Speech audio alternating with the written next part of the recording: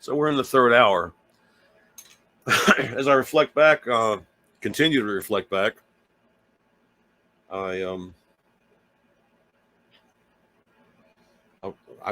there's been a lot of emphasis, on my childhood hometown. I played the video earlier, and of course that interview just then. I guess one of the biggest changes, or one of the biggest things that happened, when I started teaching, was I had a vast interest in radio, and so I had gotten this job on a radio station outside of Atlanta. It was a weekend job. I think it paid like $3 an hour or something like that. And this was back in 1974. And my job was to put on, basically it was a religious format of preachers, and everything was on tape. Some stuff was live. And my job was to sign the station on Saturday morning at about, whenever sunup was. Like, for instance, I can still tell you monthly of what time the sun is going to come up, because I just remember memorizing the schedule of what time we had to be on the air. Like, for instance, in the winter, sun comes up a little bit later. So sometimes the sign-on time was it varied, like in the fall, maybe at around 7:30 or 7:45 at the latest. But in the summer, with daylight saving time, the earliest, like for instance, June and July, the sign-on time would be 6:30 in the morning, and the sign-off time would be 8:45 for sunset in Georgia anyway. And so I still kind of remember that. I can kind of get when it goes to all. It would change back about 15 minutes, and it would dwindle into the fall gradually, and it would go back to I guess about, let's see, maybe after the daylight saving time would go back, it would change to maybe 6:45, and then I know that in November and in December, the sign-off time was 5:30. It got dark really, really early. So I can still gauge, I still know what time year-round to expect, the sun to be up and going down, at least in this part of the country where I'm at. So that was one of the things that I had learned. But I got into radio, and that was kind of an official. And it kept me within the tax bracket. It kept me, for instance, like with I wasn't making quite enough money, or enough money to really claim as a business. I did finally get a business license teaching, and that put me, on the map. But really, I was really off the radar, in my teaching business for a long time, just because I wasn't earning that much. But then when I got an actual paycheck and a W-2, and that kind of put me back in the ball game as far as taxes being claimed and all that. Later on, when I finally got an accountant and a CPA to direct me and say, okay, you need to do this or you're going to owe this. And, finally I got on the ball with that. It took a few years, but I finally got in there. And mostly I think I would stay in the red. I think I probably made more of a profit in the early days because I didn't have, the overhead that eventually developed into it, especially later on when I actually stopped teaching, full time in a brick and mortar location. Was still doing some online stuff, but then when I was on the road full time, it seemed like I was always living, in the red. And most musicians are living in the red anyway, if they're touring and trying to out of whatever. Think about is it's really necessary to diversify and generate different streams of income, which is really tough. I mean, Spotify and all those are not paying that much, but you got to put your stuff out there and get whatever it is you can. Sound Exchange is taking care of things like performance. Maybe musicians that are sidemen and part of a band and don't write songs or anything like that, but they do get some credit and some compensation, for having performed on a recording or something. So it's a matter of checking that out. distribution, as far as, but at least now musicians have their, we have control of what we're doing. I can sit here in my studio and I can record a song. And once I get it finalized, I can get it up to an online distributor, and it's going to get it out to all the musical platforms such as Amazon and, iTunes and Apple Music and Spotify and everywhere else. And we can pick and choose where we want it to go. If we don't want it to go to a certain platform, we can check that off and not have it go there. I let mine go everywhere, and whoever wants it gets it. And it's it's satisfying to see that.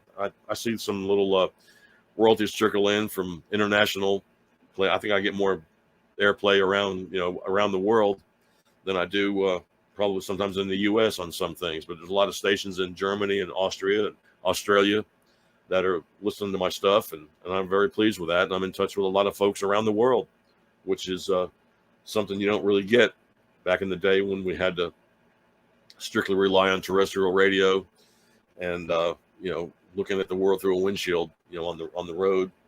And plus, audiences have changed. The story that I kind of like to tell on how the music has changed is back in the early days. Artists that would put music out, they would record music, write songs and record music, and then somehow they would get it to a radio station, and the radio station would play it. In the case of Elvis, for instance, they played his music on a radio station after recording at Sun Records, and the people went crazy over it, and they kept calling the station and they kept wanting to play it, so they kept playing the music, and it was great. Folks didn't know whether Elvis was white or black. It really didn't matter. The music was really good. But later on, you'd have to go on the road to play the songs and to play what they had heard on the radio, so people could hear the music, live and do a concert. And a lot of times back in those days, it wasn't necessarily a honky tonk or anything like that, but it'd be a concert maybe in a school building or a public building or an outdoor festival or something like that. And people would show up so they could hear the music and have the artist play what they were heard on the radio and play it for them live so they can hear it. And that's why the musicians went on the road.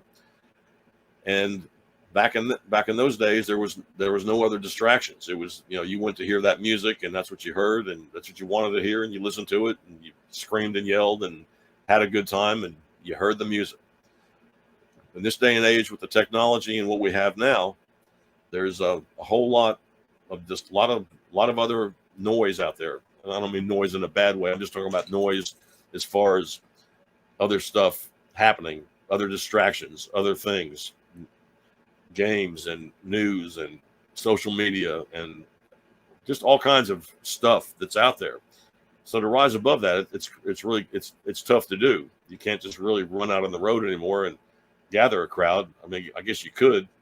It's going to be pretty tough though. So, but I took this day today to celebrate the 50 years. I actually had ventured out from the Northeast back in early June '73 and headed to Atlanta, and then the opportunity came across to move into the facility in North Atlanta to start creating the studio and developing a business to make it to try to make something of myself, if that means anything. So anyway, I'm glad to be out here today, just sort of biding time and talking and chatting with whoever shows up. So if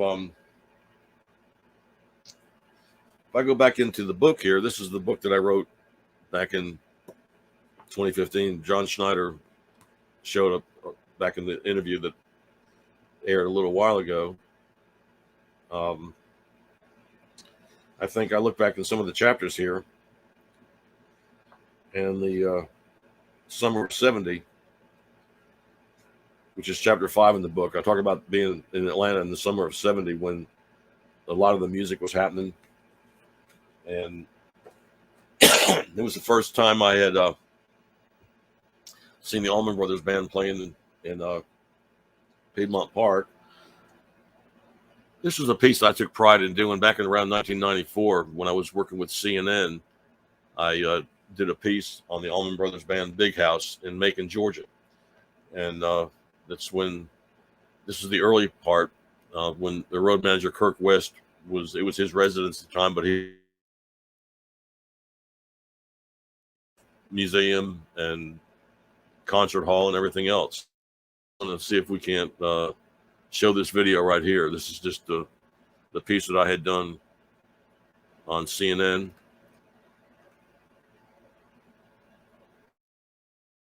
Hi, Roger Wilson here. Back during the years of 1986 to 1996, I worked at CNN, worked in the newsroom and on the radio network. And during that time, back in 1994, 20 years ago, I had the privilege of doing a piece on the Allman Brothers Band's Big House in Macon, Georgia. This was the home of the band back in the early 70s. And so anyway, I had the opportunity to go down there and film it and talk to Kirk West at the time, who had put together a museum. He was the Allman Brothers road manager back in those days. And also, there's a soundbite on there by Joseph Campbell, alias Red Dog, and he was the main roadie for the Allman Brothers Band, a road crew member for a long time. He's since passed on. Mama Louise, who runs the H&H restaurant in Macon, Georgia, who fed the band for many years, is featured in a soundbite. So there's a lot of great old footage, but the piece is 20 years old. And I do once stand up at one of the locations where the Allman Brothers had their picture taken during this piece. And so there's a lot of water under the bridge since then, but I hope you do enjoy the piece. It aired back in 1994, and this being 2014, 20 years later, I thought it'd be suitable to put the piece out and let folks see it. Although, once again, a lot of things have changed, but the music is still alive, and the band is still, functioning after 45 years. So the music held on, and I hope you enjoy the piece. This is one that aired on CNN back in 1994. This is CNN.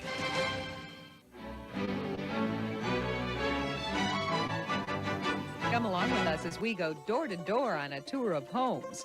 In Mexico, we'll see where a Russian revolutionary spent his last years. And in the southern United States, where the Allman Brothers Band made musical history.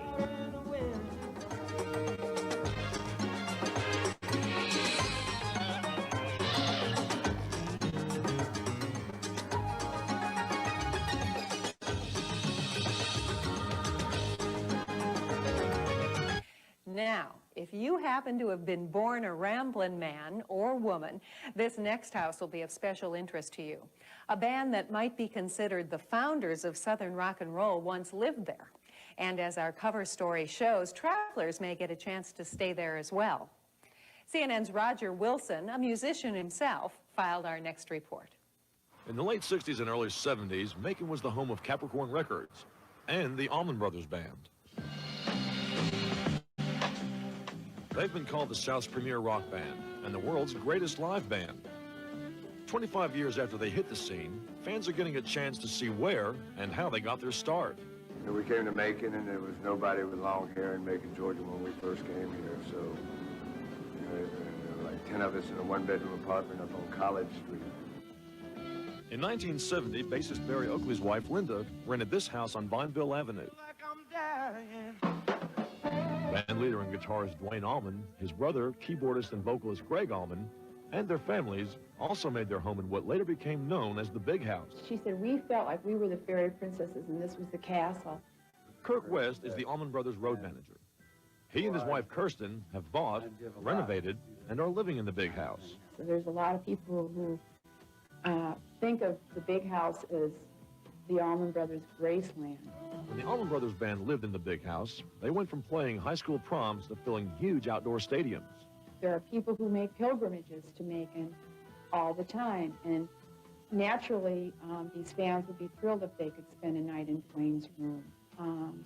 And that's what we'd like to do, is have 3 of the rooms open for guests.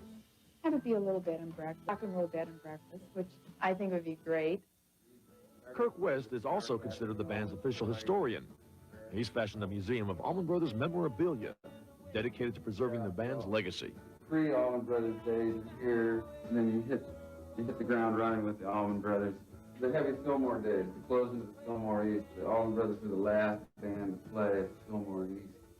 Guitarist Duane Allman has been credited with perfecting the technique of bottleneck slide guitar and adapting it to rock music. This was a store-bought Chlorocene bottle. When the crew told the medicine company about the bottle's dual role, they sent Duane an entire case. This is a photograph over here that was taken at the original H&H. H&H owner Mama Louise received a mention on an album cover for taking them under her wing and feeding them on credit so they wouldn't go hungry. Dickey and then Dwayne, Barry, and I think that's Butch, Greg, and then J-Mo at the end. That's back when she started feeding us for a year. And then she moved over here, and she was still feeding us for nothing. I just love him. So I called him my baby. I miss all of that. In those days, there was never a dull moment. I think a lot of people are still proud to say they're from Macon because the Allman Brothers are from here. True Allman Brother fans might remember this location with its tall, stately columns. What's now a restaurant was once the backdrop of the band's first album cover. Sunday morning, bells are ringing everywhere. Dickey wrote Ramblin' Man and Blue Sky in this house. Some of the lyrics from that song, Hello Sunday Morning, bells are ringing everywhere. Well, they do, sometimes to our distraction. The band's career was just beginning to blossom in the early 70s when tragedy struck. Duane Allman and bassist Barry Oakley were killed in separate motorcycle accidents a year apart.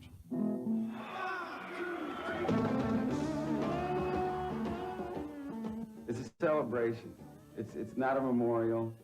There is so much joy. There's so much karmic back, you know, to watch people walk in the door and go, oh my God, look at this. You know, it's a sharing thing. It's what you put out. You put it out good, it comes back to you good. That's what the band has always done. Music can make you grow. And music can bring people together. And this is like my little way of trying to give it back, you know, share it with people. Roger Wilson, CNN, Macon, Georgia. Thank you.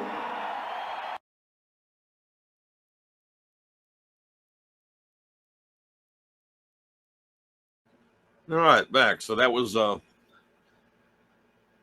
man, that was done in let's see. I did it in 1994, and I loaded it up there in 2014. So that was 20 years. So it'll be 30 years, 30 years from that piece coming up next year. So that's pretty wild. This guitar up, I thought what I would talk about. I've got my old Gibson guitar here, an old Gibson J45. When I was, one of the things that I started doing in the studio, and folks had asked me about it, was was there anything that I certainly specialized in as far as teaching, as far as guitar technique, other than, reading music and letting people learn songs and, trying to keep it, keep the interest up and keep it fun. And then as I started teaching, I started listening to other folks, and they were finger picking, and I learned some basic finger style techniques, and I learned I would learn some finger arpeggios and patterns, and then I have to pick up the pick and do it again. But I really kind of developed what was referred to as hybrid picking. I didn't invent it, but I developed it for myself. And it's where I take the flat pick, and I'm picking the note, but I'm also using my fingers. So I'm doing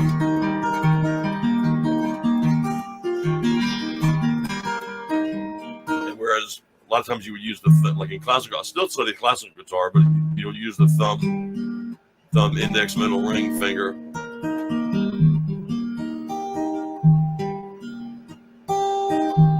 That I still do it occasionally, but when I was playing electric and acoustic both, I started playing using the pick and incorporating it into the finger style. So this old tune here, it's an old Doc Watson tune. I recorded this on my CD back in 2006. This is my 7th CD. The CD was called The Way I Am. It was a acoustic, electric and acoustic CD, both. And I recorded this song, this Dusk guitar. It's an instrumental tune, and it was using the same technique of what I'm talking about, the hybrid picking, like something like this.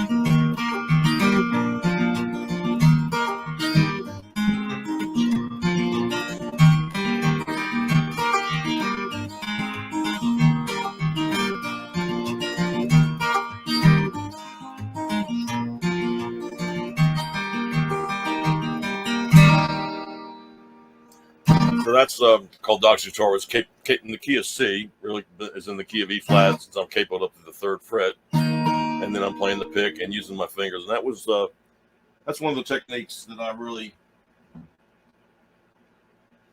dwelled on and specialized. I did teach some finger style and some basic, classical guitar, also, but more than likely I was just showing somebody how to play a song the best way they could probably play it. First 7 years, 1973 to 1980, were located on Farr Road in Buckhead. It was a 2-story building. Used to be, early on, it was Bill Lowry's recording studio way back in the 60s. It was one of the first studios. And I remember downstairs there was a hairstylist called the Wizards of Oz hairstylist. Wizards of Oz. It was spelled AHS. And it was a lady named Mona that owned it, and they were good people. And I remember getting a haircut now and then down there. And upstairs was the studio. There was a jewelry store. Barry Russ, who's on Facebook with me here, still plays around. He was a student of mine for a little while. He checks in now and then. He was running the jewelry store there. There had been a tailor early on that he left a few years in, and so this album that came back out in the 70s, which I don't have any access to and don't really want to, but the instrumental was cool. It's called 220. It was about 220 Farr Road. That whole area now is gone. It's all scraped down. It's all high rise, and Buckhead has seen its share of controversy over the past 40, 50 years, obviously, but the memories are still there, and I'm still trying to hold on to them here, or at least just reflect on back what's happening. Yeah, the one thing that happened in 1985, after I closed the brick and mortar location on Piedmont Road in Buckhead, North Atlanta, I went into radio full time, and I went into reporting traffic on the radio, and that put me driving around Atlanta during the rush hours, reporting, doing live shots on what the traffic situation was, which it's pretty much the same every day.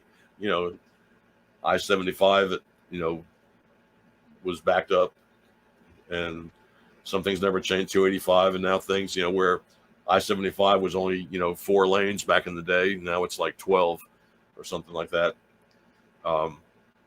Things have changed, and they're still different.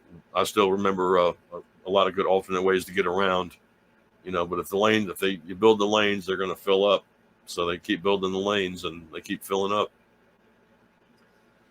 But so I gave up the studio, and I still kept, like I said, kept the name of the studio licensed at my home, and taught a few lessons, you know, here and there, and kept that spark alive.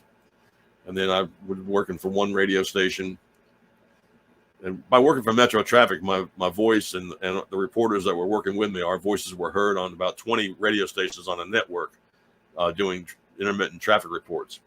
So I got to know a lot of the folks at the different radio stations, and I was able to grab some freelance work at, you know, working for the Atlanta Braves, the Atlanta Hawks, and Georgia Tech Sports, University of Georgia Sports.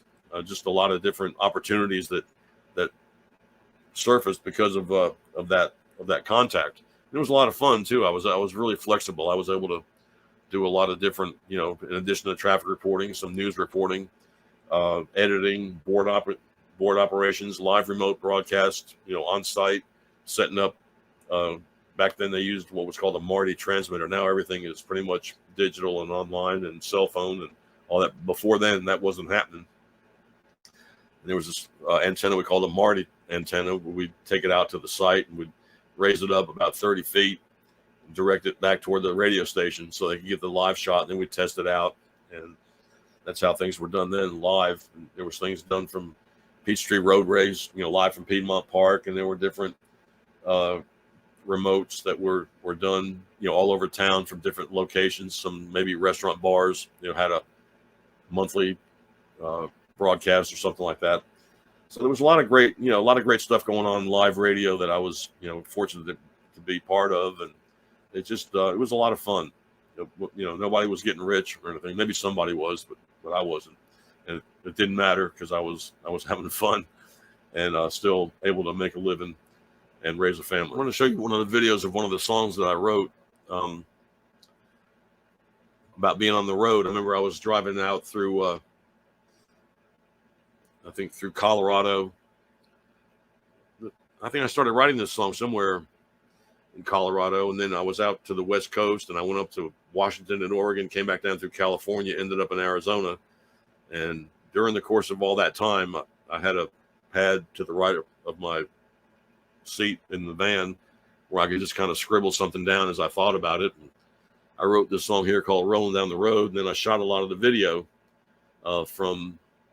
and then edited this video later on. This is on the CD I did in Nashville in 2010. I think it was I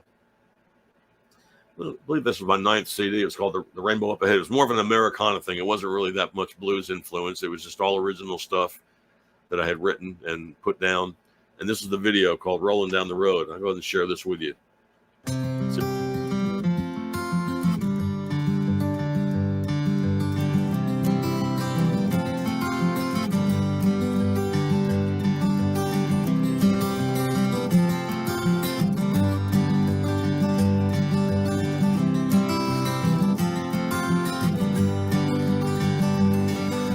Driving west on that I-80 stretch, and I'm leaving the East Coast behind. I love the big sky and the wide open spaces that stretch so far and wide. I keep rolling down the road that keeps a handle on my soul. Well, I've got too many miles to go, so I keep rolling down the road.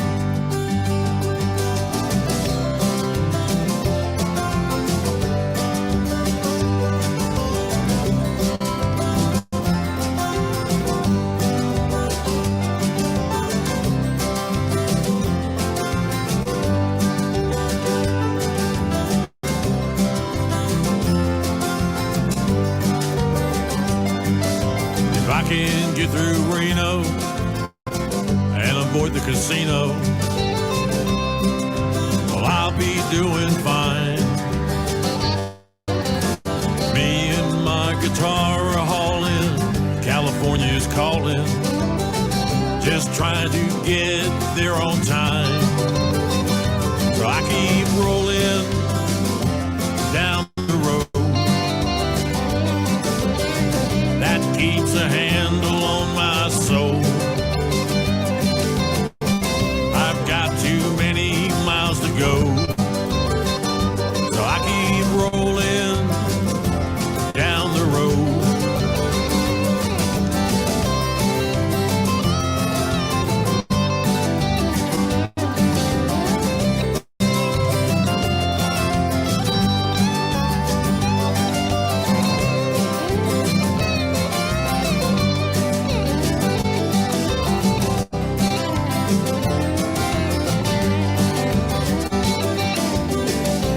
Drove out of Washington.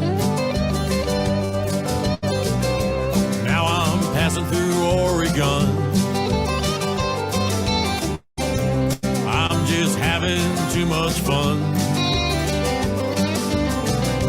Rolling down that 101. So I keep rolling down the road that keeps a handle on my soul. Well, I've got too many miles to go, so I keep rolling down the road.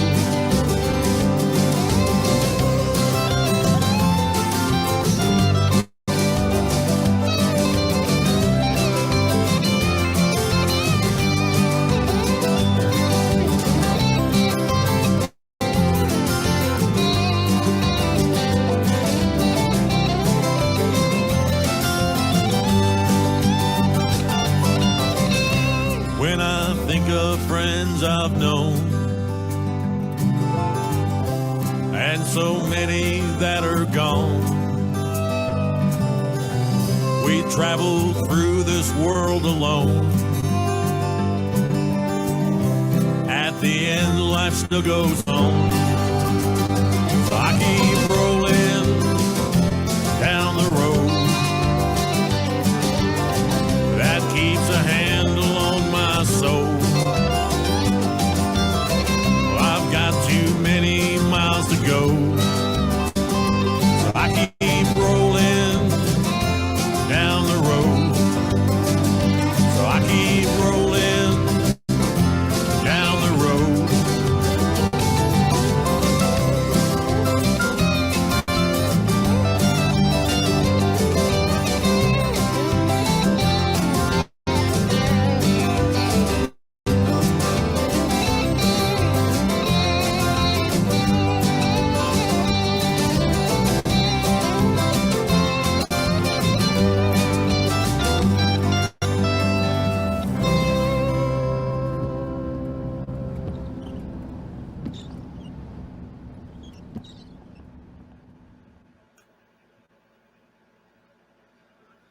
Well, there it is. That was the video, Rolling Down the Road. That was the song that I had written while rolling down the road.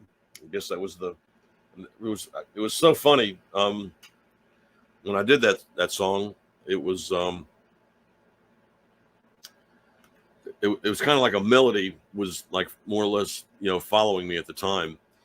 And I always say a lot of times that'll happen. It's kind of like an earworm. You've got a certain melody going through your head, and you either let it drive you nuts or write a song with it. So I just decided to write a song with it, and it seemed like it came out okay. So I'm hoping everybody is, like I said, I plan on doing this thing for 10 hours, and I figured I'd be sitting here for a while just talking and seeing who's checking in. I had a lot of people, check in earlier. And, of course, it is Saturday afternoon, and weather looks pretty good outside. It's supposed to be a beautiful day here today. It's actually only 84 degrees here in Georgia right now. Also, the other thing I want to mention, too, there was a song I did earlier on the interview with John Schneider from New Jersey. It was done back in 2017. I did the song on Howard Avenue. And if anybody there, if you're not on the mail list yet, I'd like to give you a free MP3. And if you go to my website, which is hurricanewilson.com, And on the home page, let me make sure I spelled it right. On the home page, there's a link there for a free MP3, and it's a song on Howard Avenue. And it was one of my favorites that I've written. It was just about my childhood hometown. I realize I've talked about that a lot today, but that's just kind of, I guess you got to talk about where it starts and, maybe where it's going out of there. The beginning of getting here in Atlanta to settle in to play guitar, it was, I told you earlier about the Allman Brothers band, that I had seen them early on, as many of my generation had, many of my friends. And we were, just pretty much eaten up by the music. But the way I got to Atlanta, my mother was from Atlanta originally. And I'm looking in the book here. I wrote a chapter. Chapter 3 is about 1966. And my first 2 visits were, I think I was age 3 and 4. And I came down and, I had my grandmother and grandfather on my mother's side, obviously, were here. And we came down to visit. And then the second time we came down in 1958 when my grandfather passed away. So that was kind of a sad time, but I do remember him. But I remember, really liking Atlanta. Then we didn't come back for many years until I was about 12. And came back and made a visit, and that's kind of when I fell in love with the city. It was kind of a big, small town back at the time. It was a city, but yet, I don't know, it was just, it was different. It was just a small city, but it had just got a Major League Baseball team and a NFL team, and, it was starting to grow. I'm not sure if everybody thought it was going to grow to where it's grown now, which is absolutely monstrous, and it's still a great place. I think a lot of people are moving here and coming into it, later on. I feel like I have the pleasure of having enjoyed in early Atlanta, which was, a lot of times a lot of stuff gets torn down and rebuilt. Some cities, such as Charleston, South Carolina, don't allow you to tear anything down. They keep the history and they build around it, and that's a wonderful thing. Some things have survived here in Atlanta, but a lot of it hasn't. But it's still got a great history, and still love living in the South. Of course, the music is what drove me here. I was telling you about the song on Howard Avenue, which is the free MP3. If you go to hurricanewilson.com to the home page and just click on the link to get the free MP3. That's the studio version. I recorded in Nashville. There was a show that I did about 6 or 7 years ago. It was on in Athens, Georgia, on the university, and it was called It's Friday. And so I think what I'll do is here I'll air that. It was a great interview. I caught it in the tail end. It had been airing for a while on the University of Georgia TV station, and they were just within about the last month or so. I did one of the last few shows before they signed off, in retirement. And so but I was glad I made it, and they did a really nice production. So I'm gonna share that with you right here.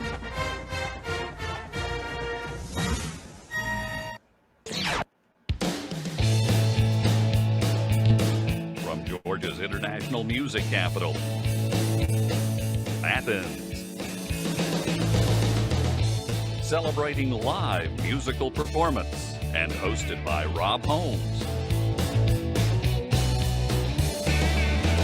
It's Friday.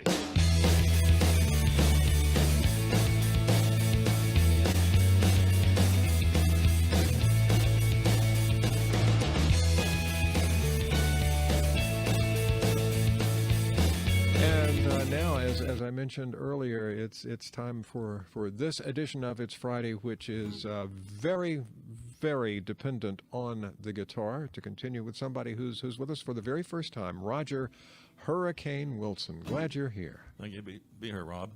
Well, let's hear some music. All right, this is a little song I wrote a while back and recorded in Nashville, a thing called Why I Do What I Do.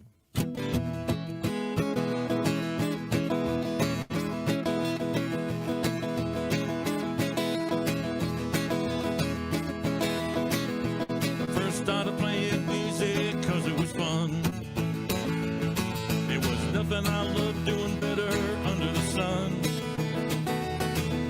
It gave me satisfaction and never knew. It gave me reason to do what I do. If I was feeling good or bad, I could write a song. I didn't care what was going on, right or wrong. The feeling could strike here, there, near or far. No matter where I was, I could pick up my guitar. I love to sing the words, I love to feel the groove, I love to feel the backbeat under my shoes. Well, it's all old school, it's really nothing new. These are the reasons that I do what I do.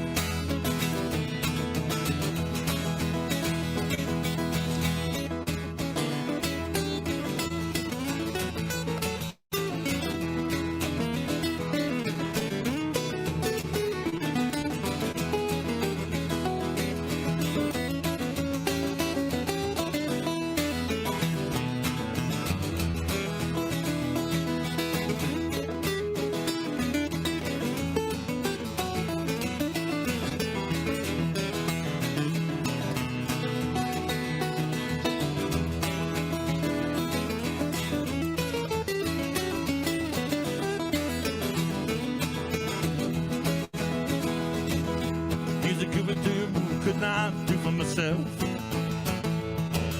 It brought me through hard times when I needed help. All it was took music to plant the seed, and the music would give me all I would ever need. I love to sing the words, I love to feel the groove, I love to feel the backbeat under my shoes. Well, it's all old school, it's really nothing new. These are the reasons that I do what I do. These are the reasons that I do what I do. These are the reasons that I do what I do.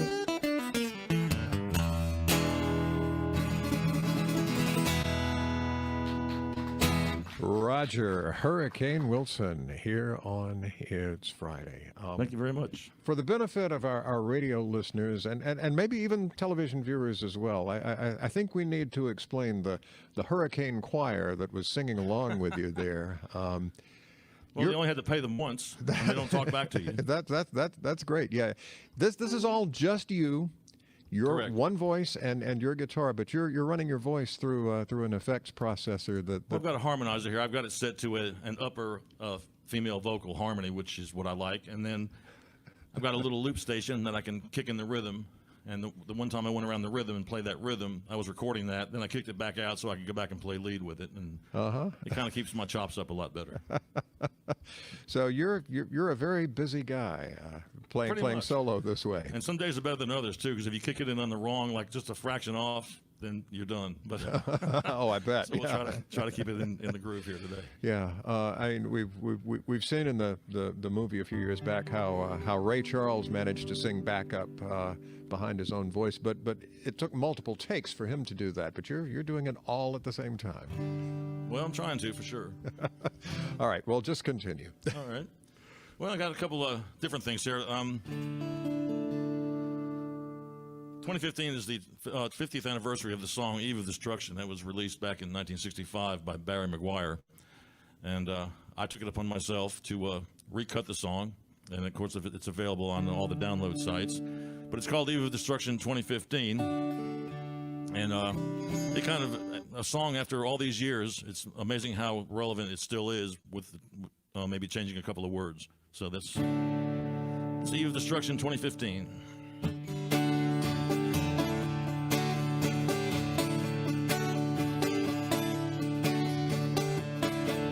Eastern world, it is exploding, violence flaring, bullets loading. You're old enough to kill and barely voting. You don't believe in war. Here's your gun for toting. And even the Rio Grande has bodies floating. But you tell me over and over and over and over again, my friend,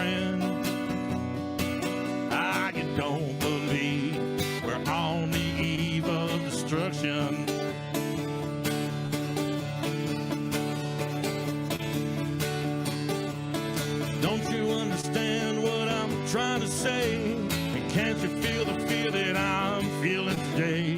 If the button is pushed, there's no running away. There were no one to save when a world in a grave. Take a look around you, boy. It's bound to scare you, boy. But you tell me over and over and over and over again, my friend.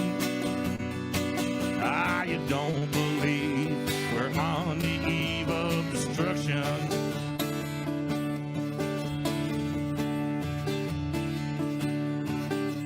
My blood's so mad, feels like coagulating. I'm sitting here just contemplating. You can't twist the truth, it knows no regulation. And a can full of senators won't pass legislation. Marches along, can't bring integration. When human respect is disintegrating, this whole crazy world is just too frustrating. But you tell me over and over and over and over again, my friend, you don't believe we're on the eve of destruction.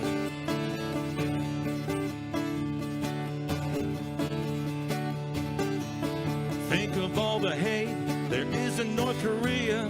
Take a look around to Ferguson, Missouri.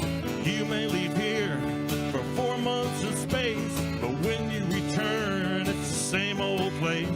The pounding of the drums, the pride and disgrace. You can bury your dead, but don't leave a trace. Hate your next door neighbor, but don't forget to say grace. And tell me over and over and over and over again, my friend, you don't believe we're on the eve of destruction.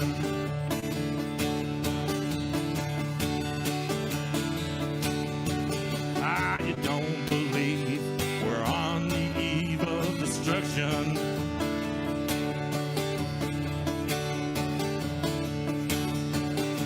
You don't believe we're on the eve of destruction.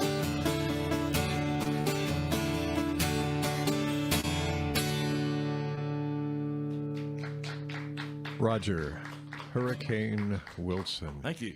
Is it safe to say that a lot of things have changed over the course of 50 years, but a lot of things haven't? Exactly. Yeah. I think that was my point for doing this song. Yeah. Thanks. Can I get somebody to run that capo over there? There's a capo on that chair, I believe, and just run it over. Is that okay? Oh, sure. Yeah. Because I brought all the gear over, and whatever. Yeah, that's exactly what you need to do. Thank you very much. Anyway, this next song here, I tend to write about people, places, and things. I mean, emotions are a big part of that too, and situations, of course. But my childhood hometown of Keansburg, New Jersey, plays a special place in my heart. And I've been in Georgia. My mom is from Atlanta. And I've been in Atlanta going to school and living here since the late 60s. But my childhood hometown was a little town called Keansburg, New Jersey, right on the Jersey Shore. And there's a whole mess of folks up there now listening today. So I'm going to dedicate this to them. But this is a song I wrote about the street I grew up on in the little neighborhood. It's called On Howard Avenue.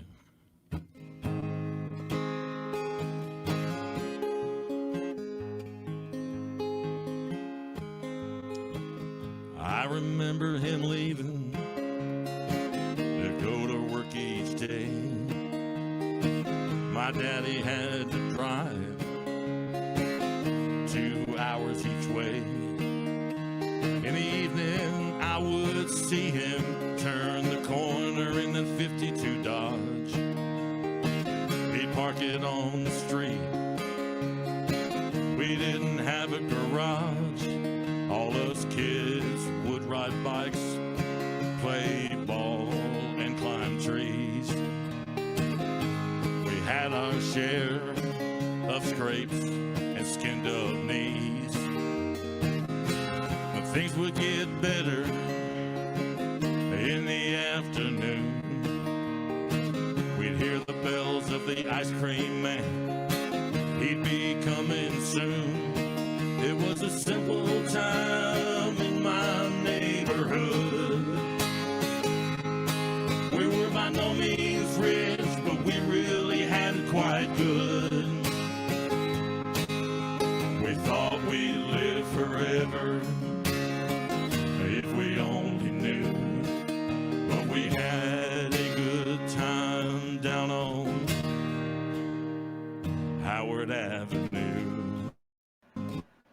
All right, so we had a technical difficulty there, so I need to go back in and try to find that one more. So we'll go to the song here that we left off with. New Jersey, right on the Jersey Shore, and there's a whole mess of folks up there now listening today. So I'm all right. Dedicate this to them. But this is a song I wrote about the street I grew up on in the little neighborhood. Little place. It's called On Howard Avenue.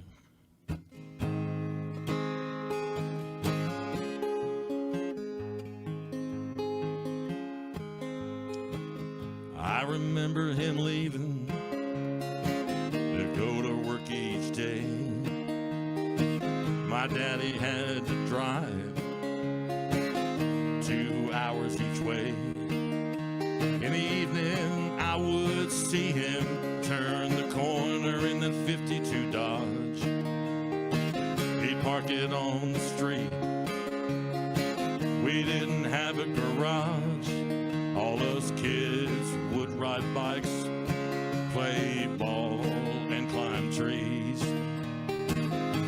We had our share of scrapes and skinned up knees.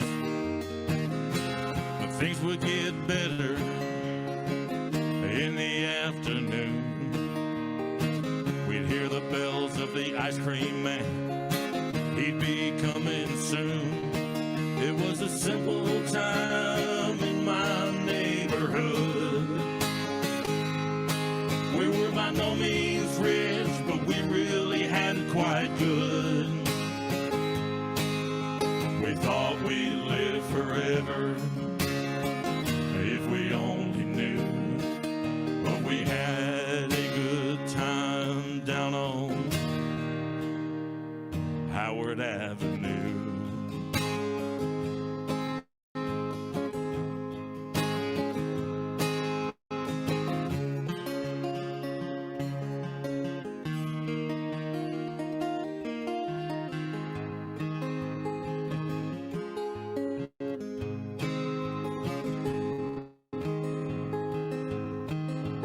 I was good friends with Anna Everly. She would heat her house with coal and kerosene. Steve and Mary came here all the way from Italy. You could smell her Italian cooking up and down the street. Well, old Mr. Kaiser had an old 20s Model T. He lived across the street from old man Flaherty. But old Mr. Ben would yell at me when my ball went in his yard. I never knew their stories, but I'm sure their lives were hard. It was a simple time in my neighborhood. We were by no means rich, but we really had it quite good. We thought we'd live forever if we only knew. But we had a good time down on Howard Avenue.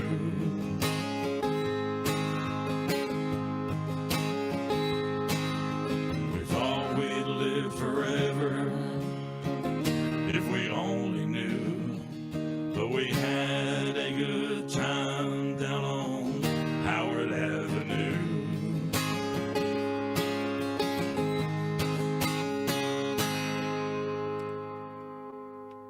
Roger Hurricane Wilson here on It's Friday. Well, I usually ask our guests to tell us a bit about themselves, and you just did. So you've taken care of a lot of that. But one of the questions I always ask, and I guess you did address this some in your first song, but what made you decide that music was what you wanted to do? Well, I remember being about 3 or 4 years old and having a copy of Elvis's Love Me Tender and Tennessee Ernie Ford's 16 Tons, and those were my first probably influences into the blues.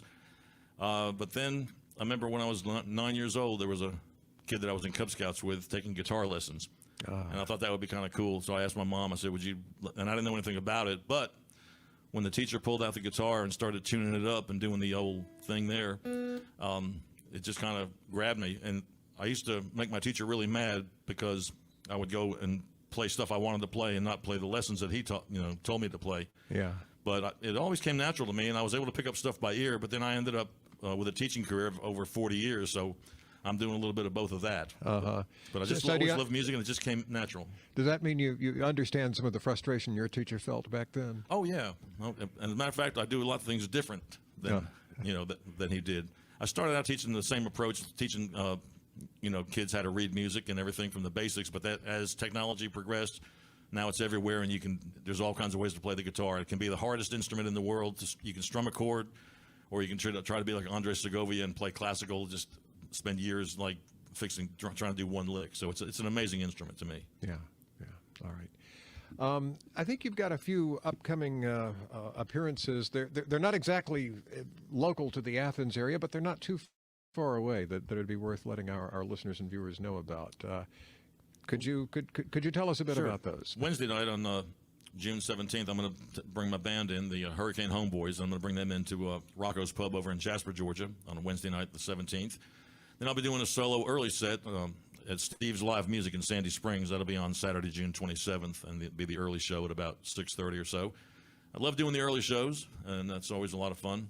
And then I'll be I'm ready to launch 3 new guitar teaching websites. And my website, hurricanewilson.com, will give information on that. But I'm going to be doing a lot more instructing online and a lot more writing and recording. And pretty much just kind of at this stage of my life, I'm going to just do what I want to do. Yeah, great idea. And you're also touring quite a bit over the summer, going up into New England. Well, I landed a niche where I'm performing in a lot of motorhome parks, RV resorts. And I've been doing that for the last 9 years. So I'm going to be heading out the middle of July, and I'll head up to Pennsylvania, New Hampshire.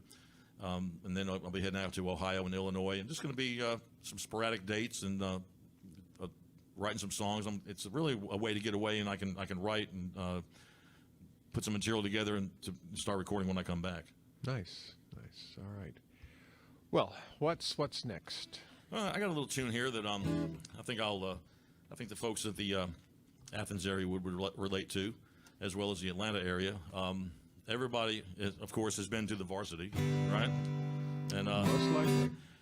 So anyway, I'm good friends with. I used to teach guitar lessons to the owner of the Varsity years ago, and but I started writing a song about it because it's just a tradition in everybody's life. Everybody's got an adventure about the Varsity.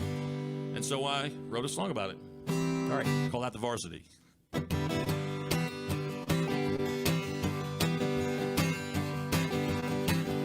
1928, on the corner of North and Spring, Frank Cordy opened these doors, and he made it the thing. A place you have to go and experience, not to be missed. When you visit Atlanta, it must be at the top of your list. What do you have? What do you have? What do you have? What do you have? What do you have is how they greet you at the Varsity.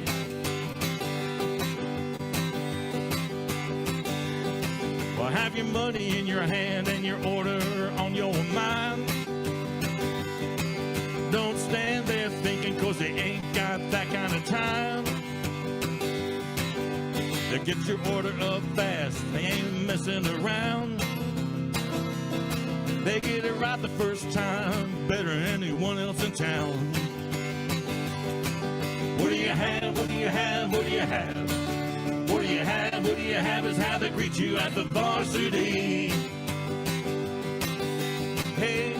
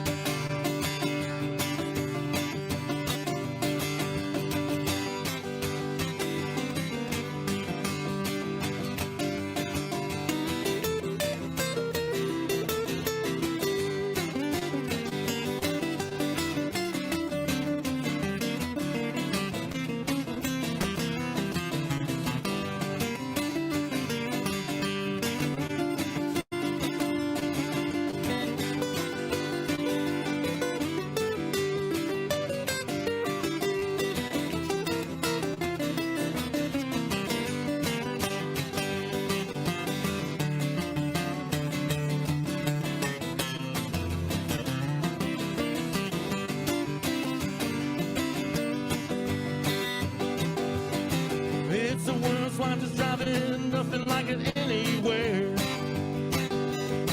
You can feel the spirit of Flossie and Frank everywhere. Well, they have a great story to tell when you visit the ATL. There's no place anywhere like the varsity. They're making miles of hot dogs, fries, chili, and pies round the clock. All game day in Atlanta, Lord, the place really starts to rock. Though the joint's really packed, everything is gonna be fine. They'll have you in and out quick and get you to the game on time. What do you have? What do you have? What do you have? What do you have? What do you have is how they greet you at the varsity.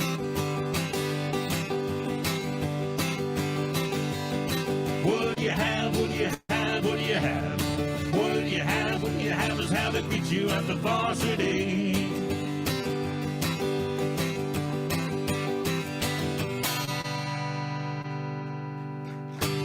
Roger Hurricane Wilson here on It's Friday. If you don't mind, Roger, I'm going to take a moment and take care of some things we usually do as the end of the show approaches. We're not there yet. We've got time for, I'm guessing, 2 more songs. Okay. But first of all, I want to thank you for doing this. Glad we worked this out. I appreciate you having me. I'm sorry I got in on the tail end of everything. Well, better late than never. That's right. Thank you. There are a few other folks I need to thank as well. That certainly includes Mad Whiskey Grin and special guest Nancy for joining us earlier on this show, as well as some folks who make it happen without generally being seen or heard. Our engineer, Andy Ream, master control operators, Doug Brown and Martin Matheny. Todd Dickey handled studio preparation. Kim Dillard is our Chiron operator. Today's camera operators, Abby, Melissa, and Todd. Abby, you really didn't think you were going to be a camera operator when you started working in radio some 28 years ago, did you? Funny how things work out. It's Friday is a radio show, but it was brought to television by Steve Bell, who directs it. It's a joint production of WUGA, the university's broadcast and video department, and the UGA Music Business Program. And thanks to you for being with us. Hope you'll be back when It's Friday returns in another 7 days with music by the Hobohemians and the Artie Ball Swing Band. And now back to Roger. Well, since Father's Day is coming up, I'm gonna like to do a song here that I wrote about my dad, and this one here. It's the story behind this was that my dad was living in the north and I was in the south, and we talked on the phone one night a number of years back, and I was getting ready to go out on the road, and I told him, I said, I can come by and get you, and you can ride with me on the road, and we'll go out and hang out a couple of months. And he really liked to stay at home and write and read, and he was very, very intelligent man, and but he had a dry sense of humor, and he simply said. He said, well, if I go anywhere at all, he says, I just don't want to come back. And sometimes I think we've all felt that way now and then, and we laughed about it at the time. But when I wrote this song, I knew how true it was. It's called I Don't Want to Come Back.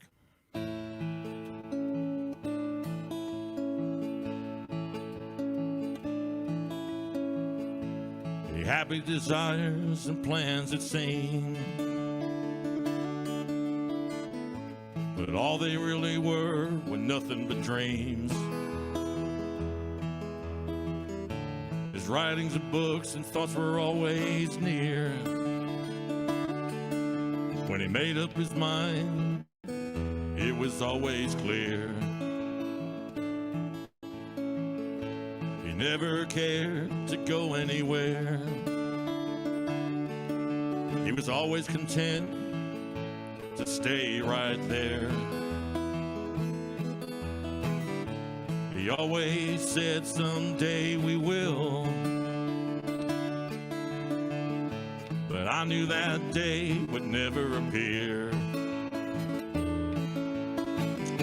He said there's no place I want to go, I'm just content to stay here at home. Let it be known as a matter of fact, if I go anywhere, I don't want to come back.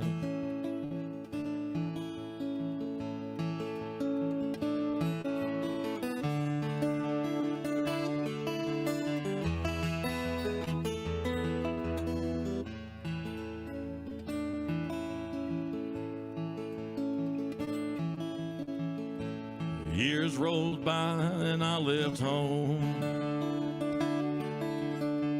I couldn't stay put, I had to roam. Now I feel like I'm living my daddy's dreams. I just wish he could be here to see.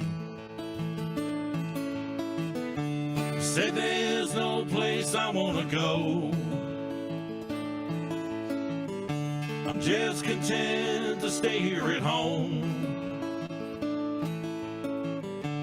Let it be known as a matter of fact, if I go anywhere, I don't wanna come back.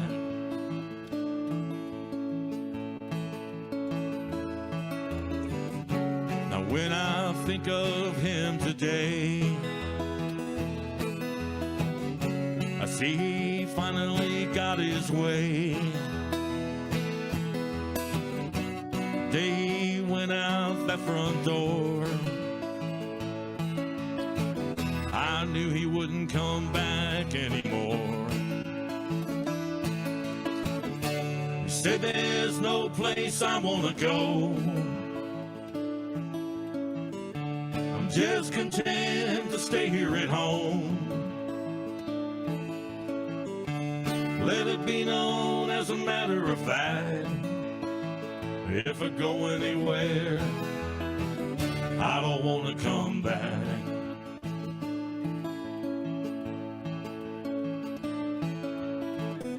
Just so you know, as a matter of fact, if I go anywhere, I don't wanna come back.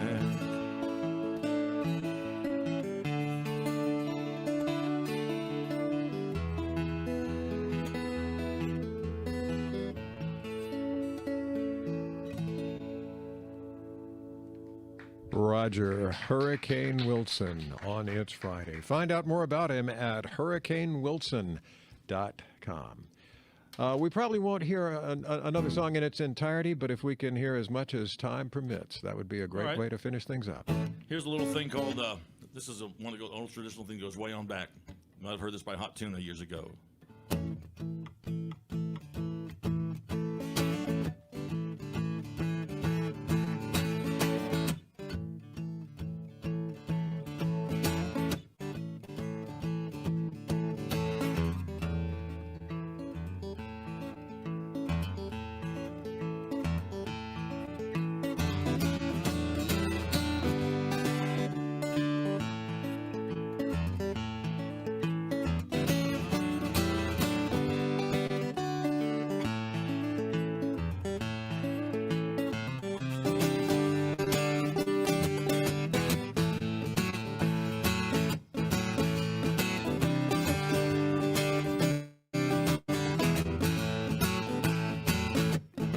Well, I know you right, are gonna miss me when I'm gone.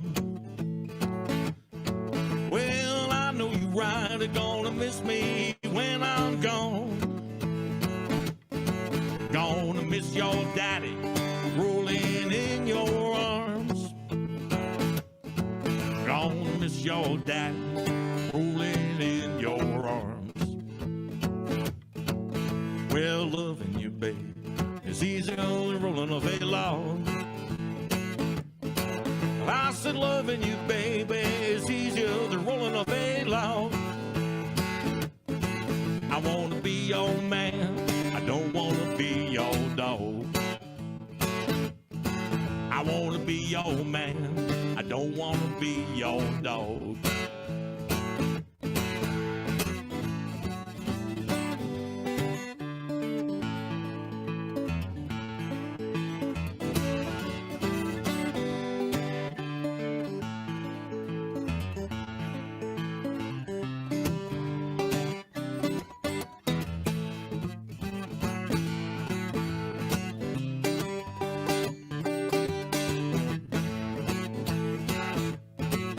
Well, the sun's gonna shine my back door someday. I said the sun's gonna shine in my back door someday. March wind gonna blow all my blues away. March wind gonna blow all my blues away. Well, I wish I was on that westbound train. Well, I wish I was a headlight on that westbound train. 'Cause when I leave here, I ain't coming back again. 'Cause when I leave here, I ain't coming back again.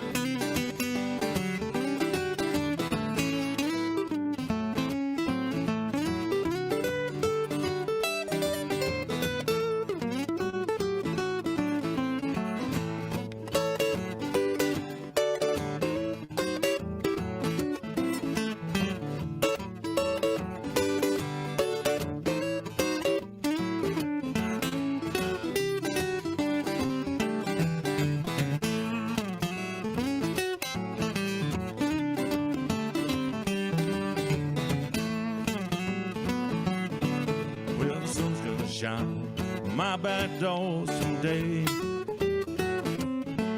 Well, the sun's gonna shine my back door someday. March wind gonna blow all my blues away. March wind gonna blow all my blues away. Well, I wish I was on that westbound train. Well, I wish I was a headlight on that westbound train. 'Cause when I leave here, I ain't going back again. 'Cause when I leave here, I ain't going back again.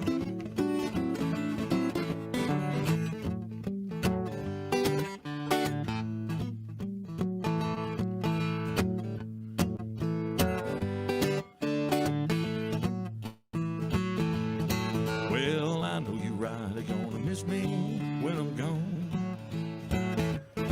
Well, I know you right are gonna miss me when I'm gone. Gonna miss your daddy rolling in your arms. Gonna miss your daddy rolling in your arms.